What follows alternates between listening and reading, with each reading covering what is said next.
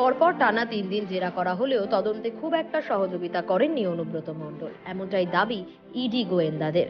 কিন্তু গরু পাচার কাণ্ডের তদন্তে অনুব্রত মণ্ডলের যোগসূত্রে ইতিমধ্যেই একাধিক চাঞ্চল্যকর তথ্য উঠে এসেছে এনফোর্সমেন্ট ডিরেক্টরেটের হাতে। জেরা পর্বে জানা গিয়েছে আরও বেশ কিছু নতুন তথ্য। এবার নতুনভাবে অনুব্রত মণ্ডলকে ফের 11 দিনের হেফাজতে নিয়ে 12 জনকে তলব করতে চলেছেন ইডি গোয়েন্দারা। নতুনভাবে জানা গিয়েছে অনুব্রতর বিরুদ্ধে 25 কোটি টাকা কেলেঙ্কারির তথ্য উঠে এসেছে ইডির হাতে।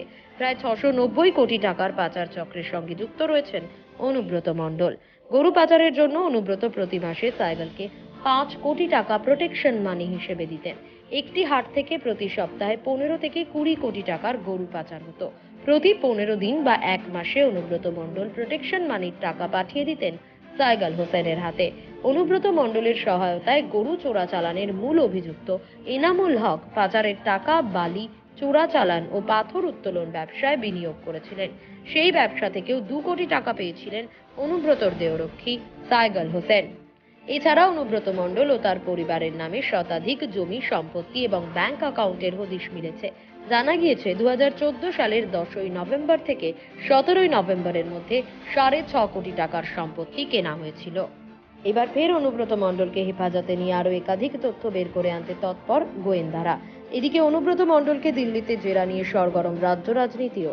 বিজেপির সর্বভারতীয় সহ সভাপতি দিলীপ ঘোষ এবং বিজেপির রাজ্য সভাপতি সুকান্ত মজুমদারের দাবি, নিজের জমি থেকে অন্য রাজ্যে গিয়ে তবেই অনুব্রত মণ্ডলের থেকে আসল তথ্য বের করা সম্ভব হবে।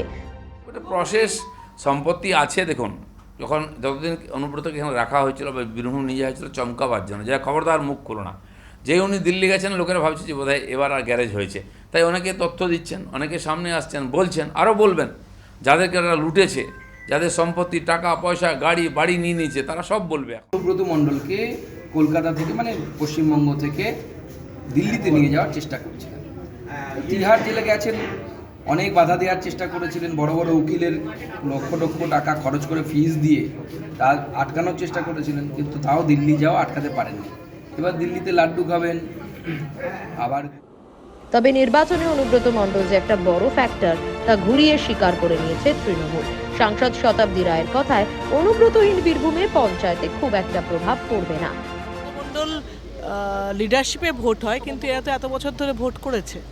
যদি সারা বছর একজন টিচার পড়ায়, তারপর পরীক্ষার সময় দার্জিলিং বেড়াতে যায়, তাহলে কি আর সেরা ফেল করে? তা তখন আবার তৃণমূলের পঞ্চায়েত গঠন হবে। 2-1টা যাবে, কিন্তু তৃণমূলই আলটিমেটলি পঞ্চায়েতেও দখল নেবে। সিপিএম নেতা সুজন চক্রবর্তীর কথায়, খুব সহজে এবার ছাড় পাবে না অনুব্রত। তো এখন আপাতত ভাবখানা হচ্ছিল যেমন কি সুন্দর একটা দিল্লি যাচ্ছে ভালো কাজে বুঝি, মোটামুটি আপাতত শ্রীঘরের জন্য গেছে। তো শ্রীঘরের জন্য গেছে যখন কেউ একটা ওকে ওই যে ফুসফুস করে পরামর্শ হলো না খাবার দোকানে এসে, তখন কেউ বলেছে যে বাবা সবুজটা যেন থাকে, যদি সবুজ থাকে তাহলে মালকিন একটু খুশি খুশি ভাব থাকবে হয়তো। অনুব্রত মণ্ডলের পাপের ফল তার মেয়েকে ভুগতে হচ্ছে, দাবি প্রদেশ কংগ্রেস সভাপতি অধীর রঞ্জন চৌধুরী। অনুব্রত মণ্ডলের মেয়ে সুকন্যার জন্য। সে একটা মেয়ে, বাবার পাপ মেয়ের মাথায় পড়েছে। একটা মেয়ে সেখানে যাকে বলেছে সেখানে সই করে দিয়েছে। সে কি জানে? সে কি অবিশ্বাস করবে নিজের বাবাকে? আমার বাবা আমাকে নিয়ে চর্য বিক্রি করাচ্ছে, কোন মেয়ে তার বাবার সম্পর্কে ভাবে বলে আমার মনে হয় না, বিশেষ করে বাংলার মায়েরা বোনেরা। সেই জায়গাটা বাবা তার মেয়েকে ঠকিয়েছে। গেরুয়া শিবিরের দাবি, অনুব্রত মণ্ডল থেকে দল যতই দূরত্ব রাখার চেষ্টা করুক, দূরত্ব এড়ানো সম্ভব নয়। তার থেকে দূরত্ব বজায় রাখবে, সবার গায়ে কালি লেগে আছে। সেই প্রচেষ্টা তো শেষ হয়ে গেছে। দূরত্ব তো হয়ে গেছে, দিল্লি থেকে কলকাতা 1400 কিলোমিটার দূরত্ব হয়ে গেছে, এখন আর কত দূরত্ব রাখবেন? দল পার্থ চট্টোপাধ্যায়ের সঙ্গে দূরত্ব বাড়াতে পারবে না, দল অনুব্রত মণ্ডলের সঙ্গে দূরত্ব বাড়াতে পারবে না। পশ্চিমবঙ্গের মানুষ জানেন এগুলো কোনো মুখ নয়, এগুলো কোনো মুখোশও নয়, এরা অনুপরমাণু মাত্র। সারা দেশের লোক হাসছে আমাদের দেখে। এখন দেখার, অনুব্রত মণ্ডলকে জেরা করে আগামী দিনে ইডির হাতে উঠে আসে কোন চাঞ্চল্যকর তথ্য, উঠে আসে এই কাণ্ডে জড়িত কোন প্রভাবশালী শীর্ষ নেতার নাম। Bureau report, Calcutta news.